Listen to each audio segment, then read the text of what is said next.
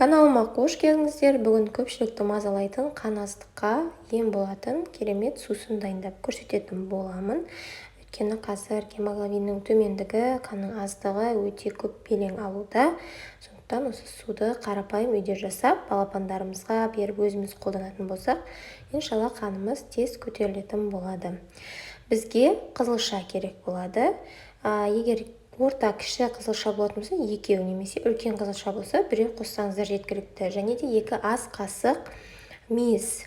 Мейіз майланбаған болу керек. Мейізді алдын ала мұздай суға салып, жуып алуға кеңес беремін.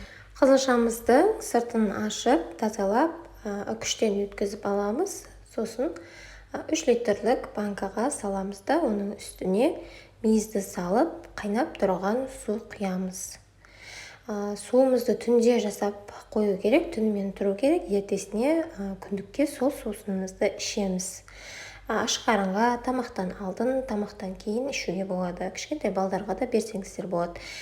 Аяғы ауыр және емізулі ханымдарға да болады. Тек күнде қант диабетімен ауыратын кісілер бұл сусынды ішуге кеңес бермеймін. Және өтіңізде тасыңыз болатын болса да, дәрігердің кеңесімен алып сусын қолдануға кеңес беремін. Емдеу курсы 2 айды құрайды. Яғни 2 ай бойы күнделікті осы сусынды ішу керек. Өте жасап алу өте оңай. Міндетті түрде жасап көріңіздер. Одан бөлек анемия кезінде шай, кофені тамақтан кейін ішуге кеңес беремін. Тамақпен бірге ішпеңіздер. Ол тамақтың бар пайдасын жойып жібереді, және де қан аздық кезде ол тіптен кері әсер береді.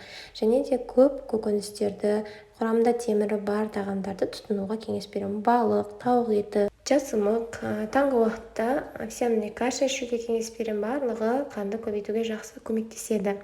Тәтті сусындардың орнына осындай пайдалы сусындарды ішсеңіздер, сіздерге тек пайдасын тигізетін болады.